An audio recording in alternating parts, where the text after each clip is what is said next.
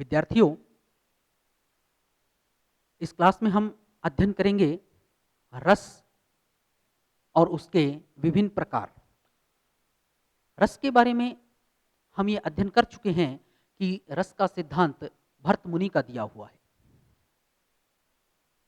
भर्त मुनि ने अपने नाट्य शास्त्र में रस की व्याख्या की है और उन्होंने अपना एक रस सूत्र दिया है कि विभावानुभाव व्यभिचारी संयोगादरस निष्पत्ति। कि रस की निष्पत्ति है विभाव, अनुभाव और व्यभिचारी भावों के संयोग से होती है। अब कालांतर में अनेक व्याख्याकारों ने उसकी अनेक प्रकार से व्याख्या की है, अनेक प्रकार से उसे स्पष्ट करने की कोशिश की है। विभाव, अनुभाव, संचारी भाव और स्थायी भाव, इनकी व्याख्याएं हुई है, इनको विस्तार से बताया गया है। सबसे पहले विभाव। रस के सिद्धांत, रस के सूत्र, रस की विस्तार से व्याख्या, कौन कौन से रस हैं, इससे पहले इसके अंदर कौन कौन से तत्व आते हैं, कौन कौन से तत्व मिलकर रस का आस्वाद कराते हैं, वो चीज़ें सबसे पहले देखने वाली चीज़ें हैं। जिसमें सबसे पहले विभाव। विभाव वो है जो भावों को जागृत करने का काम करते हैं। वो तत्व जो भावों को जागृत करने का काम करते हैं विभाव कहलाते हैं। और ये विभाव दो प्रकार के होते हैं, आलंबन और उद्दीपन। आलंबन विभाव वह विभाव है जिसके मन में कोई विभाव जागृत होता है। और उद्दीपन विभाव वो विभाव है कि जिन तत्वों के कारण वो भाव जागृत होता है।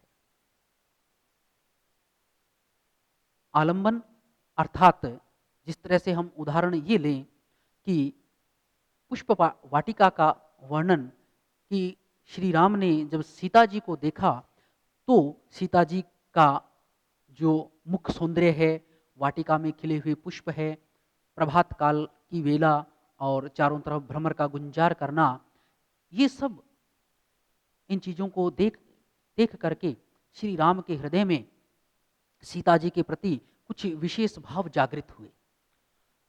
अब श्री राम के हृदय में जब वो विशेष भाव जागृत हुए तो श्री राम कहलाए वहां पर आलंबन।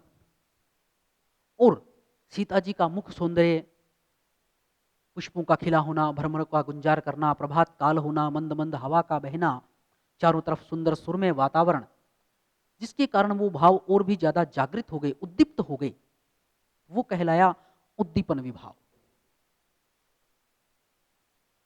दूसरी चीज आती है अनुभाव।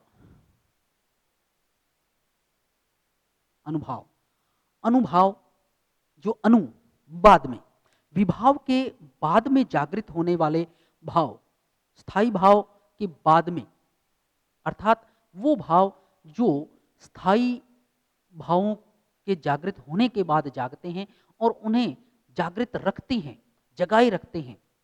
इस तरह के जो भाव हैं वह अनुभाव कहलाते हैं। और ये चार प्रकार के होते हैं। चार भेद इसके माने गए हैं, कायिक, वाचिक, सात्विक और आहार्यक। कायिक जो काया से संबंधित है, जैसे पसीने छूटना, मुट्ठियां बंद होना, शर्मा के आंखें नीची हो जाना इत्यादि। सात्विक जो मन के अंदर उठते हैं, जो बाहर प्रत्यक्ष रूप से दिखाई नहीं देते।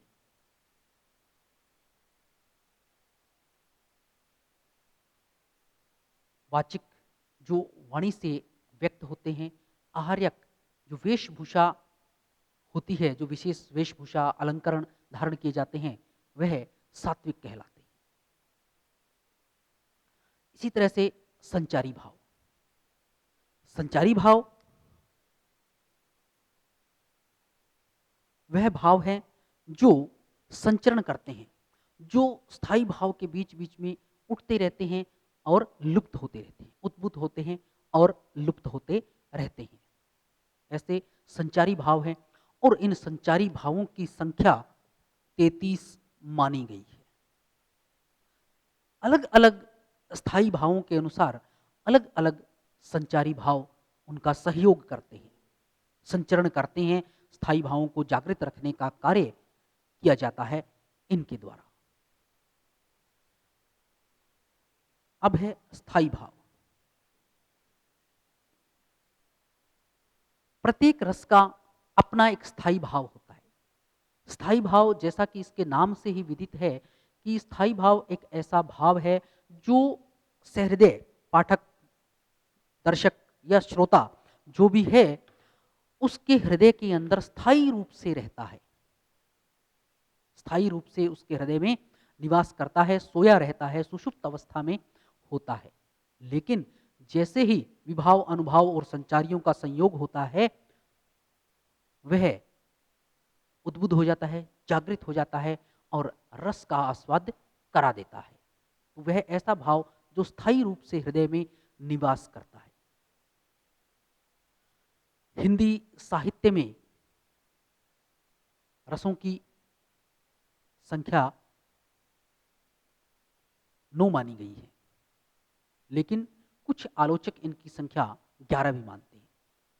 और इन सभी रसों के अनुसार उनके अलग अलग अपने अपने स्थायी भाव भी है। जैसे सबसे पहले श्रृंगार, जिसका स्थायी भाव है रति। श्रृंगार रस की अनुभूति वहां होती है जहां नायक नायिका का मिलन है, वे हंसते हैं, प्रेम क्रीड़ा करते हैं, मिलते हैं इत्यादि में श्रृंगार स्थायी रस की अनुभूति होती है। श्रृंगार के 2 भेद माने गए हैं, संयोग श्रृंगार और वियोग श्रृंगार। संयोग श्रृंगार और वियोग श्रृंगार, इन दोनों का ही स्थायी भाव रति होता है। जैसे जब नायक और नायिका का मिलन होता है, संयोगावस्था में वो होते हैं, एक दूसरे के नजदीक होते हैं, प्रेम क्रीड़ा करते हैं, मिलते हैं, हंसते हैं, उस समय उनका संयोग काल होता है और उस संयोग काल में कुछ रति भावनाएं, कुछ प्रेम की भावनाएं उनके मन में आती हैं, तब इस श्रृंगार रस का स्थायी भाव रति होता है। और दूसरी जो इसका भेद है वियोग श्रृंगार, वह परिस्थिति जब नायक नायिका एक दूसरे से दूर होते हैं, प्रेम की तड़प उनके मन में होती है, दोनों मिलने के लिए व्याकुल होते हैं लेकिन मिल नहीं पाते, जिसके कारण उनका मन बड़ा दुखी होता है। कुछ काम भावनाएं एक दूसरे से दूर होने के कारण उद्दीप्त होती हैं, लेकिन उनका शमन नहीं हो पाता है, तब भी रति स्थायी भाव ही जागृत होता है। तो दोनों में ही, चाहे संयोग है चाहे वियोग है, रति स्थायी भाव जागृत होता है। जैसे मसल दिए गोरे कपोल गोल, चकित रह गई युवती। तो यहाँ नायक और नायिका का मिलन है और उसने उसके गोरे कपोल गोल जो है उन्हें मसल दिया है। रति स्थायी भाव है, प्रेम की अनुभूति हुई है, प्रेम जागृत हुआ है एक दूसरे के प्रति। तो यहाँ रति नामक स्थायी भाव है। दूसरा उदाहरण लें तो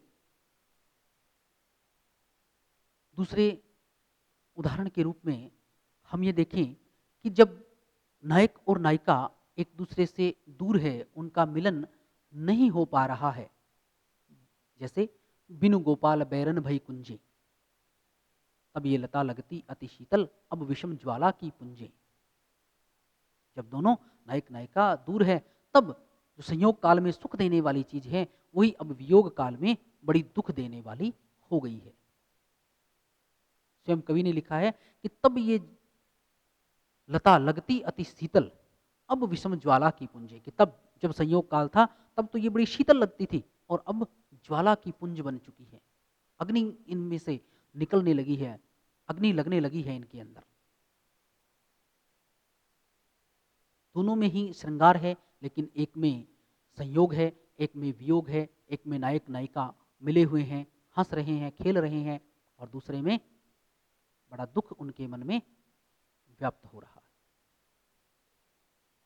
तो इस तरह का जो प्रेमानुभूति का चित्रण है वह श्रृंगार और श्रृंगारिक कविता के अंतर्गत आता है। दूसरा है हास्यरस, जिसका स्थायी भाव है हास। हास्यरस की अनुभूति वहां होती है जहां काव्य में किसी प्रकार का ऐसा वर्णन आता है जिसमें सुन करके, पढ़ करके या देख करके उस पाठक, दर्शक या श्रोता के मुख पर बरबस ही हंसी आ जाए। जैसे रिक्शे पर बैठा मोटे पति पत्नी का जोड़ा, चालक कुछ उदास था क्योंकि दोनों के लिए सीट कुछ छोटी थी। इस तरह का वर्णन पढ़कर जब चेहरे पर हंसी के भाव आ जाएं, मन में हंसने का भाव उत्पन्न हो, तो वहाँ हास्य रस होता है और जिसका स्थायी भाव हास कहलाता है। यह स्थायी भाव हमेशा के लिए सहृदय के मन में स्थायी रूप से रहता है, लेकिन वह सोया हुआ होता है और वह जब जागृत होता है तब हास्य रस की अनुभूति हो जाती है। अगला जो है वो है वीर रस। वीर रस और इसका स्थायी भाव है उत्साह। जहां काव्य में वीरता का वर्णन मिले, दर्शक देखे कि नायक है वो वीरता का प्रदर्शन कर रहा है। वीरता भी काव्य में कई प्रकार की मानी गई है, जैसे युद्ध वीरता, दान वीरता, धर्म वीरता, कर्म वीरता इत्यादि। वह खून कहो किस मतलब का, जो आए देश के काम नहीं।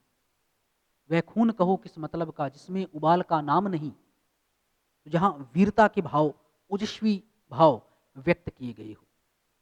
देख रण में रिपुओं की बाढ़, रण में रिपुओं की बाढ़ देखी गई है और पृथ्वीराज चौहान की भुजाएं फड़कने लगी है, जोश व्यक्त किया जा रहा है। भय बिन होए न प्रीत गुसाई, यह रामायण सिखलाती है। राम धनुष के बल पर ही सीता लंका से लाई जाती है। जो जिसमें उत्साह जागृत हो मन का, उत्साह नामक जो स्थायी भाव है, जो भावनाएं हैं हमारी, वो सोई पड़ी है, उत्साह सोया हुआ है, जो सोया हुआ है। वह जिस काव्य से जागृत हो वह काव्य वीर रसात्मक काव्य कहलाता है।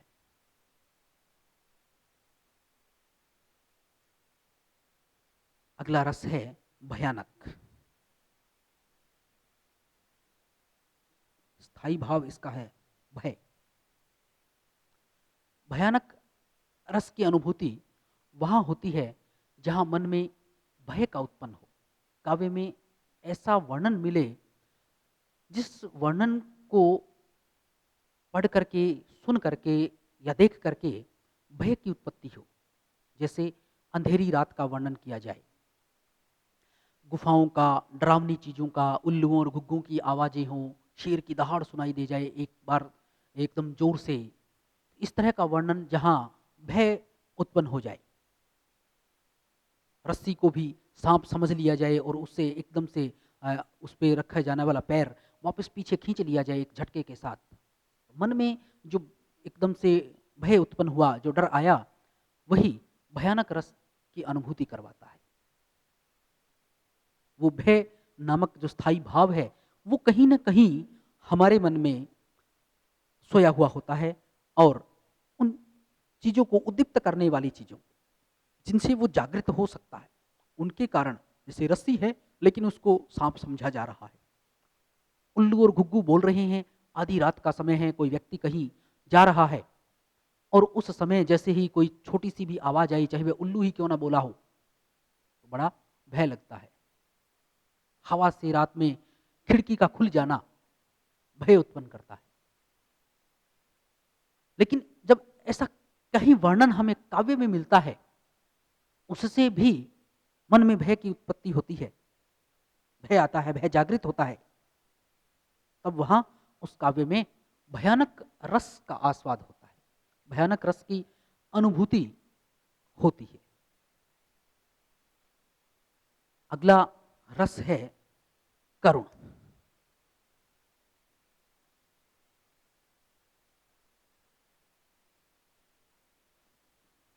स्थायी भाव जिसका है शोक। करुण रस का आस्वाद्य वहां होता है जहां हमारे मन में शोक नामक कोई स्थायी भाव जागृत होता है। और शोक नामक स्थायी भाव है वह तब जागृत होता है जब किसी प्रियजन की मृत्यु या उसका बहुत ज्यादा अहित दिखाया जाता है। तब मन द्रवित हो जाता है, करुणा से भर जाता है, आंखों से आंसू आने लगते हैं। काव्य में जब इस तरह का वर्णन आता है, जैसे रामायण का प्रसंग ले हम, तो उसमें जब सीता हरण हो गया, रावण सीता को लंका में लेकर चला गया और राम मृग का पीछा करने के बाद थक हार कर जब वापस आ जाते हैं, तो उन्हें सीता कुटिया में नहीं मिलती और वह जगह जगह उन्हें ढूंढते फिरते हैं और अंततः विलाप करने लग जाते हैं कि उनकी प्रिय सीता है, वह उन्हें मिल नहीं रही। इससे उनके मन में बड़ा शोक है। इसी तरह लक्ष्मण मूर्छा का प्रसंग है, और इसी तरह एक एक करके रावण के भाइयों के मारे जाने का भी प्रसंग है, जिसमें उनकी पत्नियां बहुत शोक संतप्त हो जाती है। तो वो जो दुख है, शोक है, वह भाव जहां जागृत होता है, काव्य में दिखाया जाता है, ऐसा वर्णन आता है, वहां करुण रस का आस्वाद होता है, करुण रस की अभिव्यक्ति वहां पर होती है। अगले रस का नाम है विभत्स,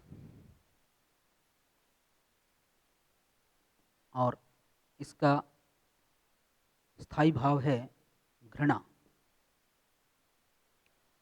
विभत्स रस की निष्पत्ति वहां होती है जहां एक कोई घृणित दृश्य दिखाया जाता है, ऐसा दृश्य जिसको देखकर व्यक्ति नाक बंद कर ले, छी छी की आवाज उसके मुंह से निकल नहीं जाए, एक घृणात्मक दृश्य जिससे अत्यंत घृणा हो, जिसे कोई साधारण व्यक्ति देख न पाए, ऐसा वर्णन जहां पर मिलता है, वहां विभत्स रस आता है।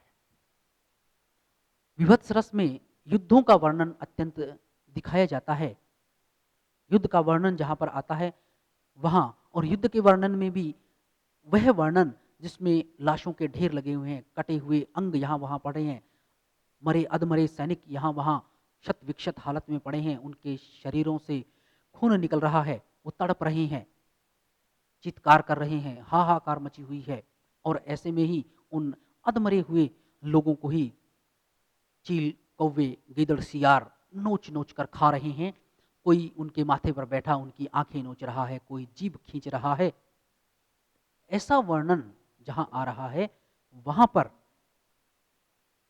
है वह विभत्स रस की निष्पत्ति होती है, जिस काव्य को पढ़कर, सुनकर या देखकर मन घृणा से भर उठे और उस दृश्य को न देखना चाहे, न पढ़ना चाहे, न सुनना चाहे।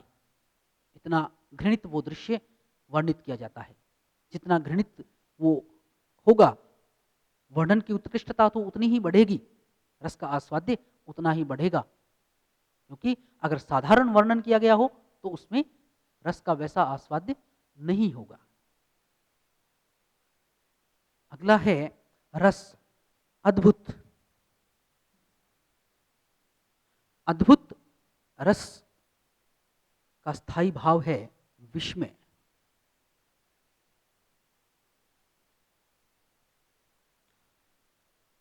जहां कोई ऐसा दृश्य देखने में आए जिसे देखकर मनुष्य विस्मित हो जाए, आश्चर्यचकित हो जाए, उसे एकदम अद्भुत अनहोनी घटना वो लगे।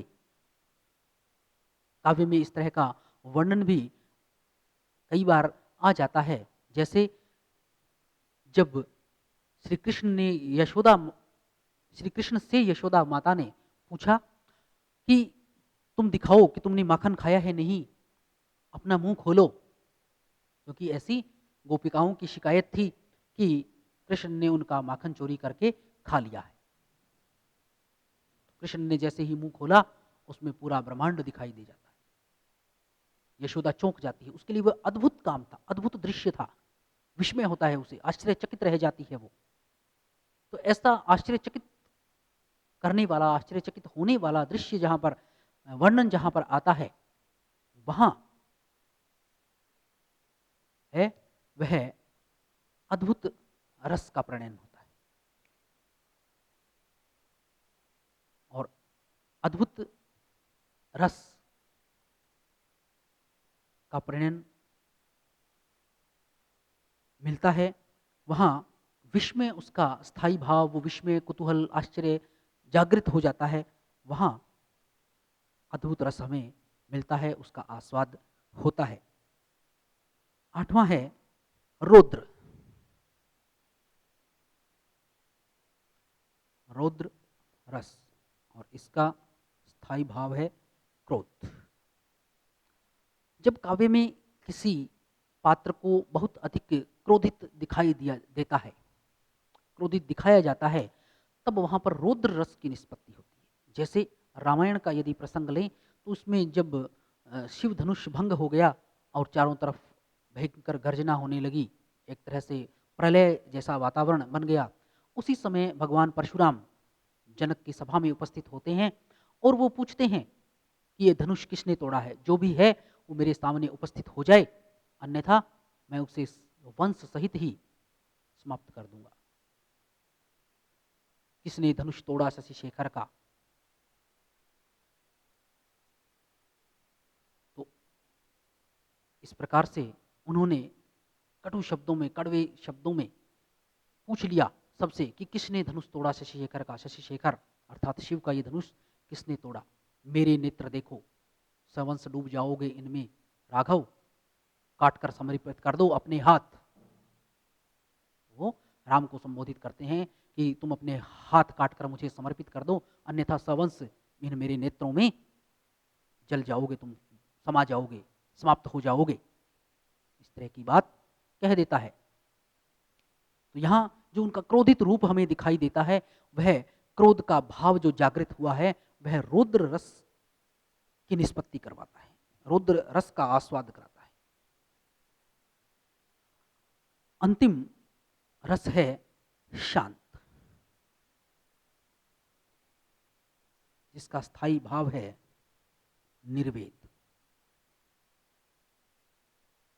शांत भाव, शांत रस वहां होता है जहां रचना को पढ़ने से, देखने से, सुनने से मन को शांति की प्राप्ति होती है। मन असीम आनंद में चला जाता है और उसे बड़ा अच्छा अनुभव होता है। वह शांति का अनुभव करता है, सब तरह के कष्ट जैसे उसे लगता है कि अब समाप्त हो गए हैं। मन को जहाँ असीम शांति की प्राप्ति होती है, वहीं शांत रस की भी निष्पत्ति होती है, शांत रस वहीं प्राप्त होता है। इस प्रकार से तुलसी के काव्य में, विनय पत्रिका इत्यादि में शांत रस की अनुभूति होती है, क्योंकि उन्होंने भगवान से अनुनय विनय किया है और उस विनती से उन्हें असीम आनंद की प्राप्ति हुई। उनके मन को बड़ी शांति मिली है कि उन्होंने ईश्वर से प्रार्थना की है और अब अवश्य ही वह उसके कष्टों को दूर करेंगे। तो विद्यार्थियों, ये तो था रस और उसके स्थायी भाव, विभाव, अनुभाव इत्यादि। अगली क्लास में हम अध्ययन करेंगे बीए तृतीय वर्ष के द्वितीय पेपर प्रयोजनमूलक हिंदी का।